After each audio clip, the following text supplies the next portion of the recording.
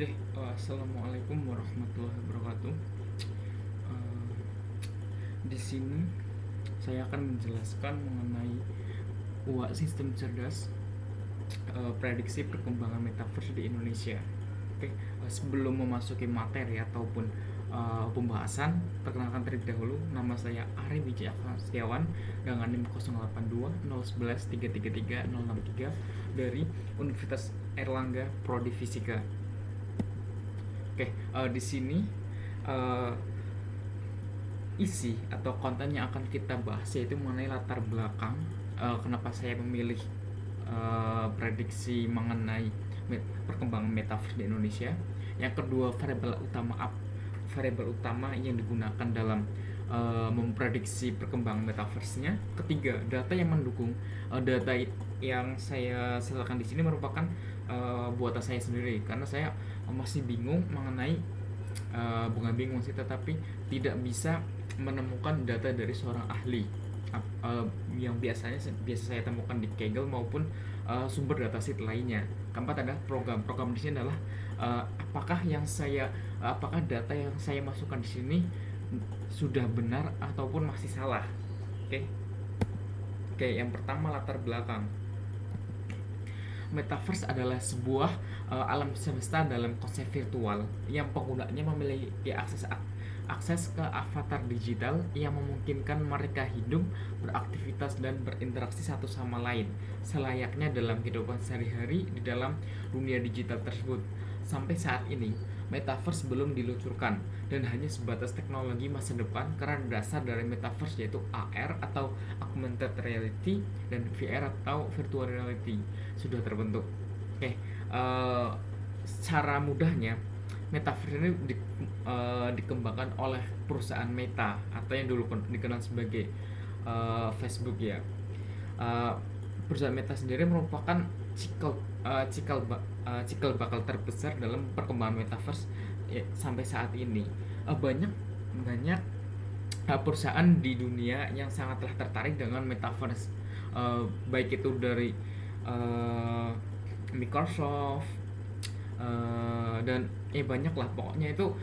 Dan yang aku dengar kenapa ini sangat menarik karena kita bisa melakukan aktivitas kita di dunia nyata tetapi melakukannya itu di dunia digital, sehingga kita bisa melakukan apa saja, melakukan gaming, bekerja, sosialisasi dengan orang lain. Nah oleh karena itu alasan yang saya ambil mengenai tema ini, yang pertama masih merupakan prototipe teknologi. Nah, kenapa masih dibilang prototipe? Karena ini belum didemokan atau diluncurkan secara global. Ini kenapa belum diluncurkan? Karena masih hanya sebatas teknologi yang dikembangkan oleh perusahaan Meta dan masih banyak komponen-komponen yang dipersiapkan oleh perusahaan Meta agar bisa terrealisasi. Kemungkinan metaverse ini bisa diluncurkan di global itu sekitar ya 2 sampai 10 tahun mendatang lah. Yang kedua, sangat realistis bagi Indonesia untuk masuk ke bidang tersebut. Kenapa saya bilang sangat realistis? Karena pengguna Indonesia itu merupakan pengguna media maya yang salah satu yang terbesar di dunia. Banyak usia produktif kita yang sangatlah aktif di bidang internet, gaming, dan berhubungan dengan dunia maya. Oleh karena itu Indonesia itu sangat cocok. Nah, dengan adanya metaverse Indonesia, maka akan membangun manfaat. Nah, oleh karena itu ketiga, kita dapat mengacu yang ketiga itu dapat meningkatkan pendapatan devisa jika dikelola dengan baik. Karena di sini kita dapat bekerja, dapat memanfaatkan sektor bisnis, pariwisata, makanan juga, maka itu akan menarik akan menarik para wisatawan, baik wisatawan lokal maupun wisatawan asing yang tertarik dengan apa sih bagusnya Indonesia, kok bisa sampai di metaverse bentuknya space kayak gini, sehingga mereka akan berbondong-bondong ke Indonesia sehingga akan meningkatkan pendapatan devisa. Apalagi makanan Indonesia merupakan makanan yang kaya akan rempah-rempah. Rempah-rempah di sini ya seperti kita tahu pada zaman dahulu kan rempah-rempah sangat dicari ya oleh benua Eropa. Karena itu mesti banyak yang akan ke Indonesia ketika tahu adanya metaverse ini. Oke, saya mengambil apa ya, ungkapan ya dari seorang yang bernama Peter Lillian, akan ada profesi baru di metaverse dan profesi lain yang diamplifikasi. Pekerjaan kreator akan menjadi penting banget. Kalau kreator AR kita sudah top 3 dunia dari sisi jumlah. Oke. Nah, variabel utama. Terdapat beberapa variabel utama yang saya masukkan. Yang pertama adalah teknologi. Semakin canggih teknologi yang digunakan, maka perkembangan metaverse akan semakin realistis untuk diluncurkan teknologi. Nah, seperti yang saya bilang di awal, teknologi memang adalah AR, VR. Nah, kemungkinan ketiga adalah AI atau artificial intelligence. Nah, ketiganya itu sudah bisa digabungkan, kemungkinan metaverse akan sangat realistis untuk dikembangkan. Yang kedua adalah koneksi internet. Semakin cepat koneksi internet di suatu wilayah atau di suatu negara, maka akan membuat metaverse itu mudah berkembang. Karena dalam berselancar di dunia maya saja kita membutuhkan jaringan yang kuat, apalagi kita berada di dunia nyata yang dibuat secara maya. Nah, yang selanjutnya adalah pengguna media sosial. Kenapa pengguna media sosial bisa menjadi variabel utama? Ya karena di sini Indonesia sebagai mungkin bisa masuk ke top 5 besar ya pengguna media sosial terbanyak, mesti sangatlah tertarik dengan sesuatu yang baru. Sesuatu yang baru, sesuatu yang menarik, dan sesuatu yang dapat menghasilkan uang. Nah, oleh karena itu kita akan sangatlah tertarik jika ada metaverse di dunia. Ketika masuk ke Indonesia, selanjutnya adalah aktivitas. Nah, di dunia metaverse kita dapat melakukan aktivitas apa saja, baik itu bekerja, bermain game. Kita dapat bermain game, tetapi kita di dalam metaverse dan kita melakukan game secara langsung. Artinya itu kita secara 3D melakukan aktivitas game. Kita dapat melakukan itu seperti kita di dunia maya, di dunia nyata. Sosialisasi tanpa mengenal batas jarak maupun waktu. Yang selanjutnya adalah mata uang digital. Mata uang digital di sini biasa kita sebut mungkin ya sebagai kripto ya.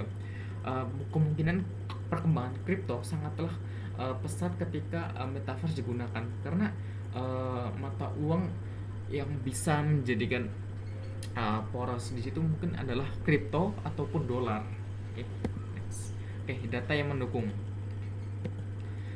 Nah di sini akan nanti saya sertakan di Excel ya. Variabel utama yang pertama adalah teknologi. Teknologi yang di sini yang saya sertakan adalah augmented reality dan virtual reality. Yang kedua koneksi internet. Koneksi internet yang berpengaruh adalah 4G dan 5G. Yang selanjutnya adalah pengguna dunia maya, yaitu berupa sosial media dan juga gaming. Mata uang digital bisa berupa dolar maupun kripto ya. Yang aktivitas bisa bekerja, sosialisasi, pendidikan, wisata ya. Kelas target di sini bisa terlaksana dan belum terlaksana di Indonesia. Nah, mungkin kita langsung ke data uji yang ada di. Nah, data ujinya kita menyertakan yaitu 11. Kalau ketika ingin itu adalah kita menggunakan dataset dari web yang tersertifikasi gitu ya, yang sudah. Tetapi ini karena saya lihat di Kaggle maupun dataset yang lain tidak ada mengenai perkembangan metaverse, maka saya di sini mencantumkan sendiri. Seperti ini datanya. Bisa dilihat dari status wisata. Status di sini merupakan apakah terlaksana maupun tidak ya. Nah, selanjutnya setelah kita mendapatkan data, kita akan melaksanakan program. Nah, program yang digunakan di sini merupakan program dari Python. Kita di sini menggunakan artificial neural network untuk membuktikan apakah dataset tersebut itu sudah benar ataupun salah. Oke, yang pertama kita mengimport data dari AS, Matplotlib, dan Pandas. Oke, untuk menguploadnya adalah dengan sintaks seperti ini ya. Selanjutnya kita adalah memunculkan dataset atau membaca datasetnya. Kita yang gunakan adalah dataset 2. Tentu saja kita menggunakan Excel, maka file adalah dataset.xlx. Nah, ketika kita ingin memunculkan atau memunculkan datasetnya, kita menggunakan print dataset. Oke. Nah, sehingga akan terlihat seperti ini, yaitu 11 data ya. Oke, kita akan menentukan variable X dan variable Y. Ketika kita dapat menghasilkan variable X, yaitu menggunakan PD, data frame dataset dari 0 sampai 9. Oke. Nah, variable Y yang merupakan statusnya 0 atau 1. Oke. Nah, di sini. Nah, setelah itu yang pertama, yang tadi di sini kan koneksi internet kan 5G. Oleh karena itu sebenarnya kita dapat mengubah koneksi internet, currency atau mata uang gitu. Dan sebenarnya itu pokoknya sepertinya itu hanya 2 di sini ya. Nah, dari jadi juga status ya, berarti status, tapi kan sudah di awal tadi, berarti kita dapat mengubahnya menjadi angka menggunakan label encoder. Oke. Dengan sintaksnya itu mungkin ada beberapa ya. Yang pertama adalah from processing. Nah, menggunakan one hot encoder. Nah, selanjutnya kita dapat Xlog. Nah, sehingga akan menghasilkan seperti ini. Nah, setelah itu kita dapat menggunakan variabel xtrend, xtest, ytrend, ytest. Nah, untuk penjelasannya kita menggunakan kita dapat mengimportnya dari scalar juga, yaitu menggunakan train, test, and split. Nah, oleh karena itu sintaksnya seperti ini, sehingga kita di sini menambahkan fitur itu test size-nya adalah 0,2 dan random state-nya adalah 0.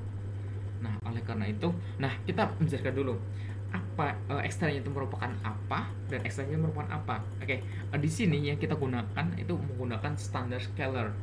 Kita juga menggunakan scalar lagi ya, scalar. Ekstranya kita import dari sc fit transfer dan ekstranya kita dari sc.transfer.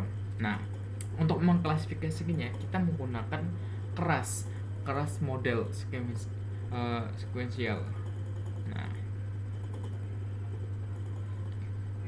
oke. Di sini ketika kita ingin menggunakan itu merupakan ada variabel, ada input, hidden layer dan outputnya. Oke, kita dapat memasukkan output inputnya ya. Inputnya itu bisa dari sini.